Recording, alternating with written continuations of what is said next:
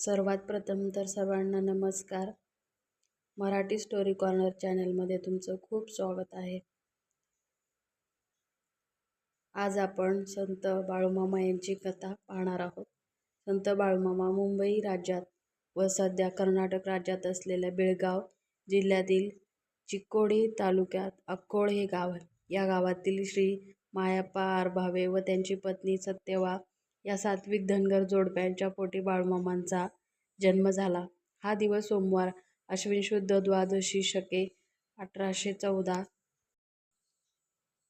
3/10/1892 हा होता. बालपणातले जगावेगळे वागणे सुधारावे म्हणून त्यांना अक्कोळ येथे पाठवले. ते भगवान शिवाचे अवतार मानले जात असे. कोल्हापूर आदमापूर येथे शेवटचा श्वास त्यांनी घालवला. बालपणातले जगावेगळे वागणे सुधारावे म्हणून त्यांना अक्कोळ इथल्या जैन व्यापारी इंदुलाल शेटजी यांच्याकडे चाकरीला ठेवले. शेटजी कुटुंबियांकडून जेवणाचे ताट बदलण्याचे निमित्त होऊन बहीण गंगूबाई हिराप्पा खिल्लारे हिच्याकडे मामा राहू लागले. त्यांचे भाचे बाळूमामांना मामा म्हणत असत. तेव्हापासून ते भाच्या उन्हाळ्याच्या ऐन दुपारी खोल अवघड विहिरीचे पाणी पाजून 2 साधूंना तृप्त केले. साधूंनी बाळूमामांना वाचा सिद्धी व कार्यसिद्धीची आशीर्वाद दिला. बाळूमामांच्या इच्छेविरुद्ध पण आईवडिलांची आज्ञा पाळण्यासाठी बहीण गंगूबाईची मुलगी सत्यवा बरोबर त्यांचा विवाह झाला. दोघेही कुळाचाराप्रमाणे बाळूमामांच्या इच्छेविरुद्ध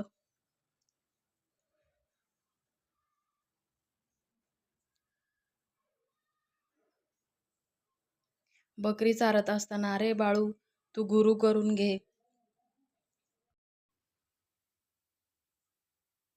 बकरी चारत असताना "अरे बाळू, तू गुरु करून घे" अशी आकाशवाणी झाली. तेव्हा बाळूमामांनी ठरवले की मी भुते काढल्याचे पैसे जो कोणी बरोबर सांगेल त्याला मी गुरु करून घेईल. काही दिवसांनी शिवारात फिरत असताना मुळे महाराज भेटले व म्हणाले, "अरे बाळू, भुते काढलेले 120 रुपये मला दे."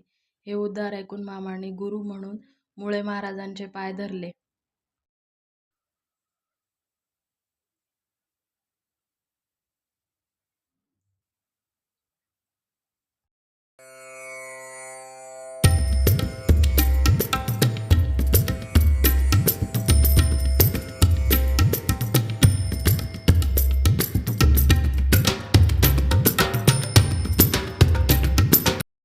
लग्नानंतर सुमारे 9 वर्षांनी सत्यवा गरोदर राहिली, पण बाळूमामांची आज्ञा न पाळल्यामुळे तिचा गर्भपात झाला.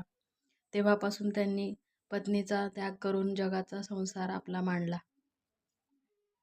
मामा बकऱ्यांचा कळप घेऊन महाराष्ट्र आणि कर्नाटकात गावोगावी जात असत. त्यामुळे संचारी संत म्हणून ते प्रसिद्धीस आले.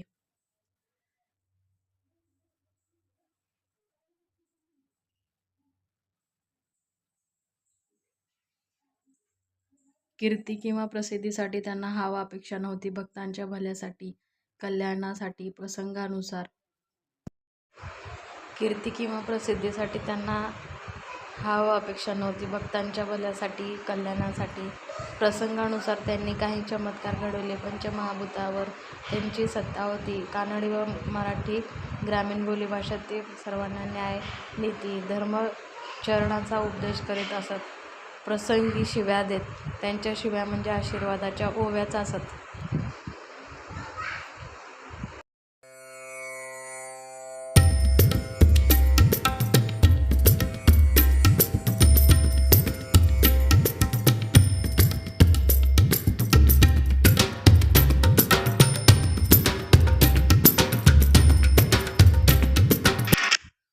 लहानपणापासून थोरापर्यंत, गरिबापासून श्रीमंतापर्यंत, अडाण्यांपासून विद्वानांपर्यंत सर्व स्त्री-पुरुष त्यांचे भक्त होते. श्री शर्ट, धोतर, फेटा, कांबळा, कोल्हापुरी चप्पल हा त्यांचा पेहराव. आहार त्यांना आवडे. ऊन, वारा, पाऊस किंवा थंडी असो, बकऱ्यांसह शिवारातच त्यांचा मुक्काम असायचा. गोरगरिबांना अन्न द्यावे. आदमापूर येथे सद्गुरू संत बाळूमामा यांच्या समाधी मंदिराचे दक्षिणाभिमुख सुरेख कोरीव दगडी महाद्वार पाहून प्रत्येक प्रवासी थांबतो, हातपाय धुतो प्रशस्त सभा मंडपात येतो. मंडपाचे रंगकाम येथील दीपयोजना, टापटीप आणि बाळूमामा मार्मिकपणे परिचय करून देणाऱ्या ठसठशीत ओव्या पाहत रमतो. एवढ्यात त्याची नजर समोरील गाभाऱ्यात जाते.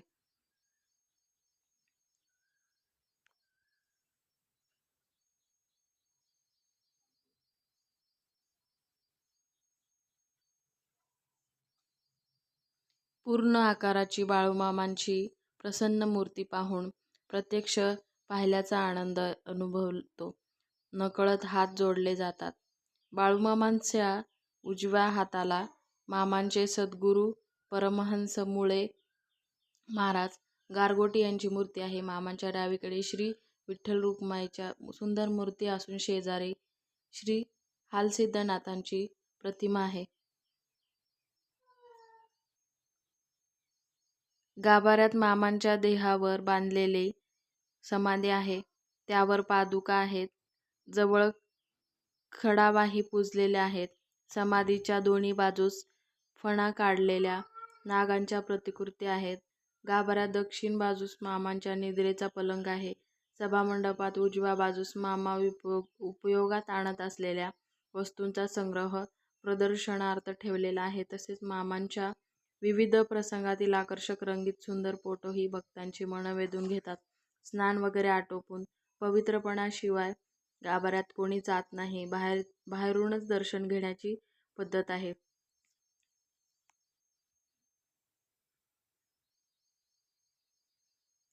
विशेष म्हणजे भाविकांच्या कपाळाला भंडारा लावला जातो.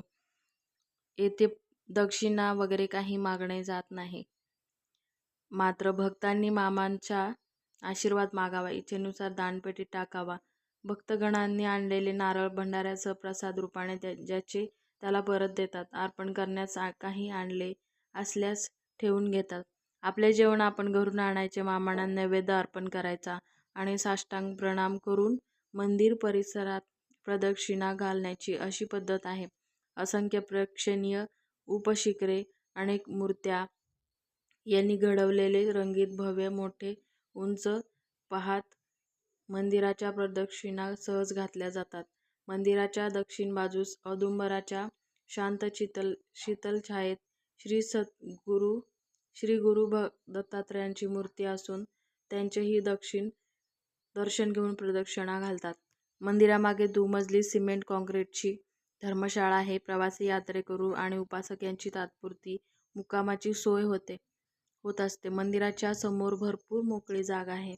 ही पूर्व बाजूस असून येथे भव्य दीपमाळ व शेजारी पारकट्ट्यांसह पिंपळवृक्ष.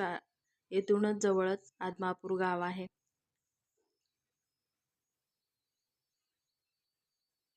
फाल्गुन वैद्य एकादशीला जागर व द्वादशीला महाप्रसाद असतो.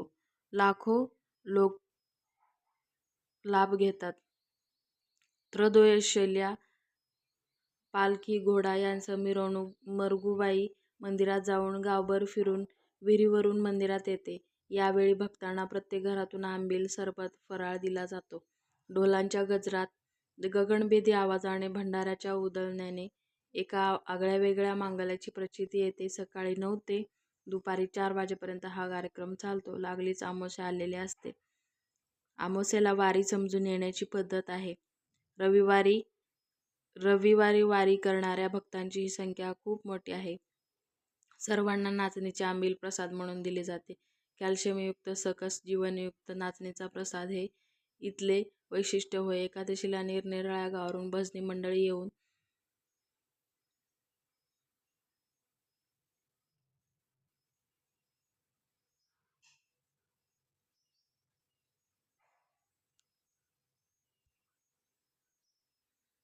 श्रावण वैद्य चतुर्थी, मामांची पुण्यतिथी यानिमित्त सप्ताहाचा कार्यक्रम असतो. ज्ञानेश्वरी व श्री बाळूमामा विजय ग्रंथाचे पारायण, नामजप, प्रवचन, कीर्तन व रात्री भजनांचे कार्यक्रम असतात.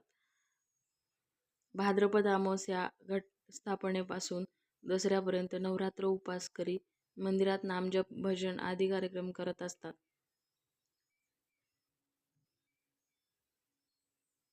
मरगुबाई मंदिराजवळ बकऱ्यांची लेंडी म्हणजेच लक्ष्मी समजून त्यांची रास करून पूजा पूजा केली केली जाते. जाते.